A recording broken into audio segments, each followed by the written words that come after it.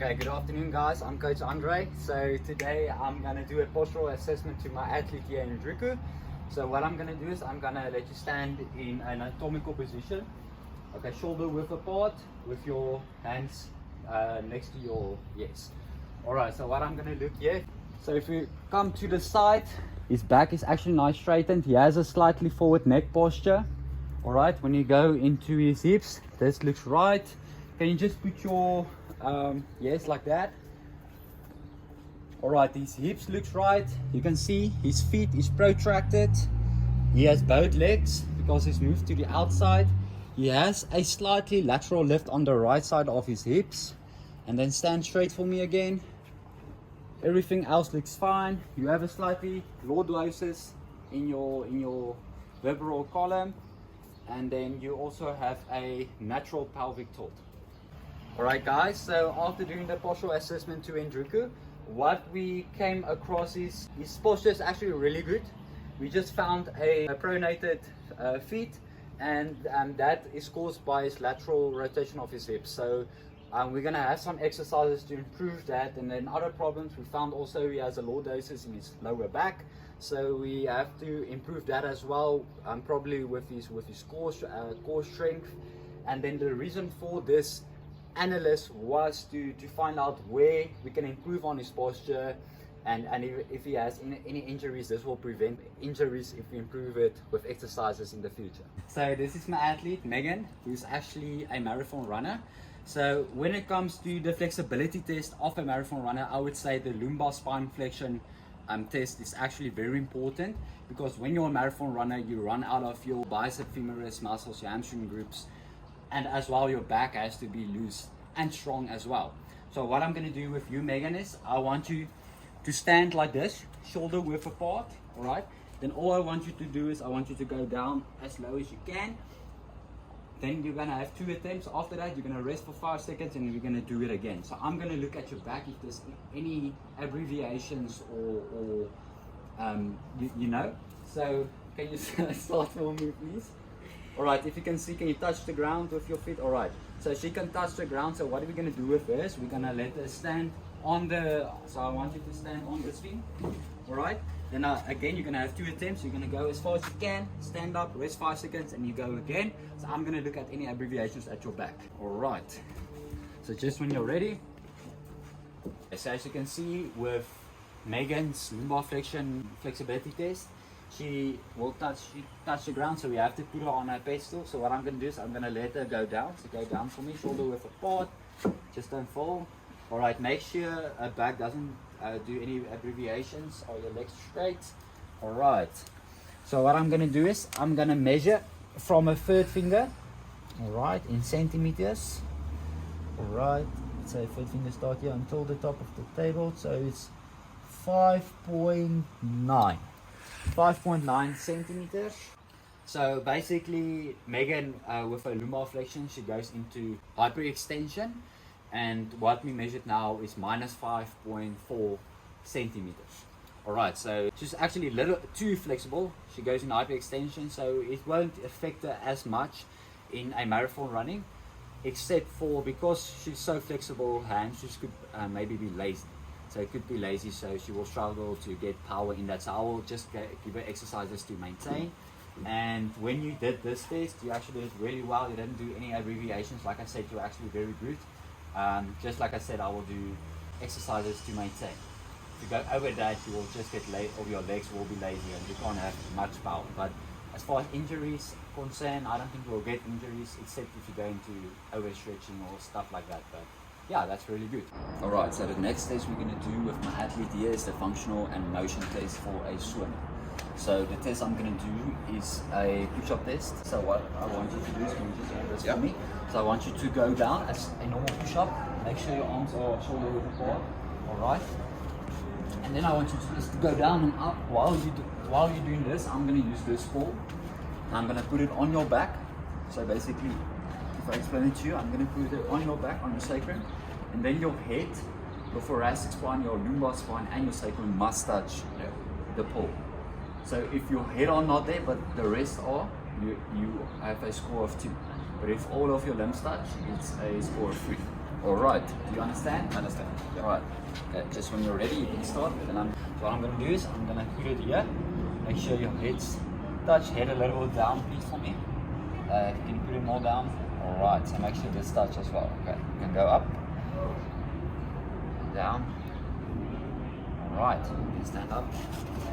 So, just to give you feedback, you actually did really well. Just when you started, the head wasn't touched, but since you moved up, so it's a score of 3 because all your limbs touch the pole, and that's actually really good. And yes. All right, guys. So the next test we're gonna do is the muscular strength and stability test. So the best test, and for that would be the shoulder stability push-up test. So this is a cricket player. Alright, and when it comes to cricket players, usually they bat most of the time, so their shoulder stability and strength should be really strong. Alright, so that's why we're going to do the strength and stability push-up test.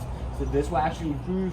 If you do it really well, it will show you actually that you have strong stability, and that's what actually help you to swim fast. And if you're not good at that, the cones would be, you will suck at cricket. No, I'm joking. But yeah, so what I want you to do is, I'm going to use this ball to measure if your back are straight. So what I want you to do is, I want you to go down. I want you to go down like a push-up, arm shoulder width apart, back extended. Your neck should be, you don't have to look up, but you have to look down, but it should be straight. So everything should be straight. So just like this. So we get 4 levels. So the first level, we're going to hold 10 seconds like this. All right, after the 10 seconds, you're going to go down. You're going to hold it 10 seconds. If you completed that, you're going to go up. You're going to lift up your upper arm 10 seconds. And then the last level, left arm 10 seconds. Your goal has to be to improve or to complete all 4 levels. I'm going to look for any abbreviations in your hips or in your back. If you fall down, you unfortunately fail the test. Do you understand that? Are you ready? Alright, so Andriku, before you go down, remember, the whole test you're doing in 1 try, without resting, and then if you complete all 3, you're really good. Alright, so when you're ready, I'm going to use this to measure. Okay, you can put your butt a little bit higher, head a little bit lower, no, yeah, alright, and 3, 2, 1, go! Alright, 1 second in, alright, head higher, butt higher, back lower, yeah. Perfect. Okay, 10 seconds in, level 2, right, perfect. Right, 17, 18, 19, 10 seconds in, level 3, left arm, leg you can keep straight. I'm going to look for any abbreviations. Right, okay, you can stop the test for me, thank you. You can stop the test. So basically I had to stop you because you failed at level 3, your right hip fell in, so that's unfortunately a failure, but it's actually not too bad. It's really not too bad, and most of the people can't even pass level 1, so that's actually really good. And because you are a cricket player, this will actually help you a lot because you have a lot of stability in your core. We can improve on that, yes, but other than that, it's actually really good. Well done. Okay guys, so the next test we're going to do is for a soccer player. Alright, so we're going to test the speed and agility. Alright, so for soccer, speed and agility is very important because you run all the time frontwards, backwards, you dribble, So this test, what we're going to do is agility T test, which I'm going to explain to my athlete now.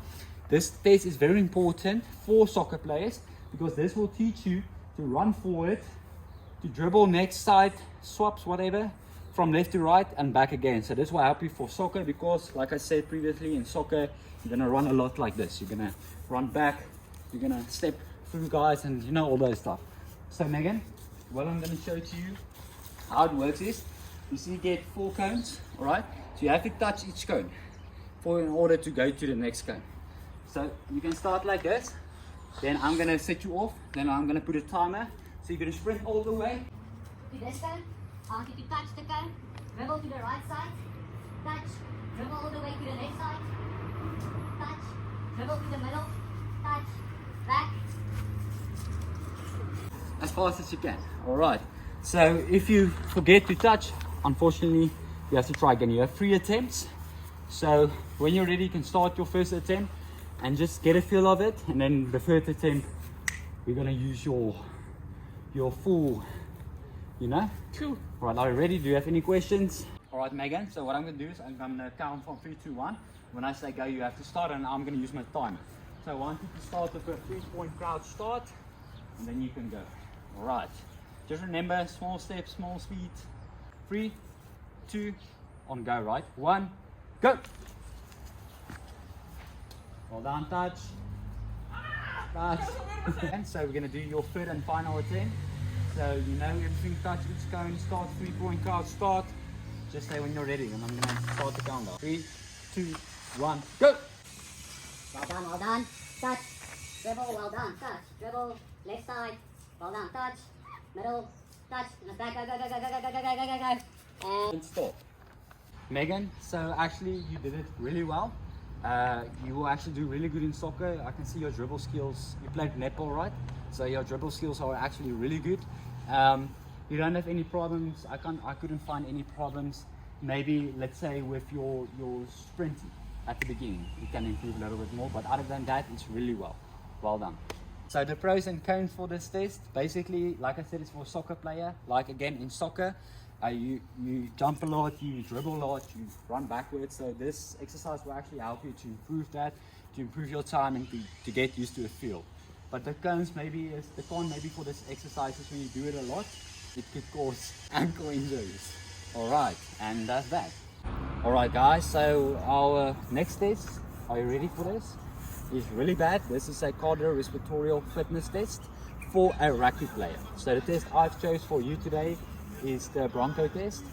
So basically, as you can see, we have cones set out at the 20 meters, 40 meters, and then 60 meters. All right. So what I want you to do is I want you to run as fast as you can to the 20 meter and back, 40 meter back, 60 meter back. That's one round. You have to complete 5 rounds in the time, which I will say now. So basically, important to notice, when you pass a cone, make sure you pass both legs. All right, and then run back. Okay, I'm gonna stand at each cone where you should go, and then you have to do it for 5 rounds. Be smart, don't go for out at the first, and then you have a certain time to complete that in. Right, so because you are a forward rugby player, I want you to complete the test in 4.5 and 5 minutes. If you complete that in that norm, it means you are actually on a high fitness level. Anything below that, you are actually really fit, or above that, you are unfit.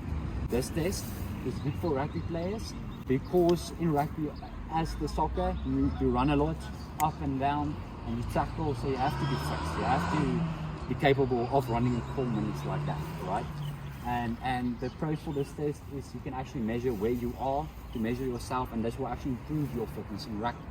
The cones, again, this is actually not a real rugby game, so you're not going to run up and down like this the whole time in rugby, so you don't have like a direct measurement, but it will help.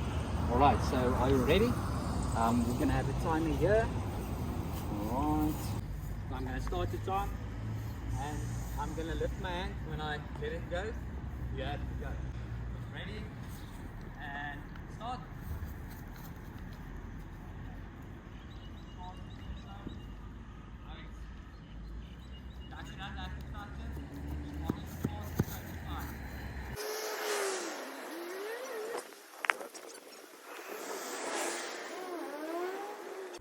Round 1 completed. You have 4 more rounds. Alright, let's go. Well done. 1 minute in.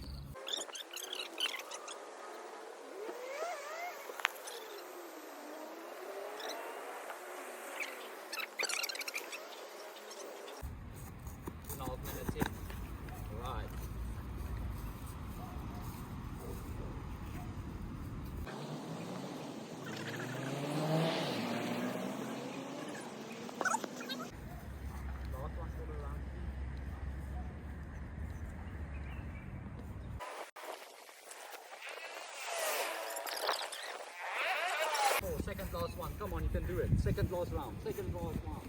Well done, you go on.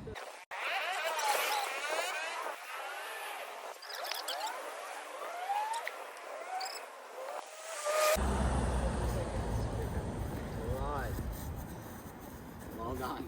Done. Alright, so you completed it in 4 minutes 50 seconds, which is actually 10 seconds below, and you only had 1 round left.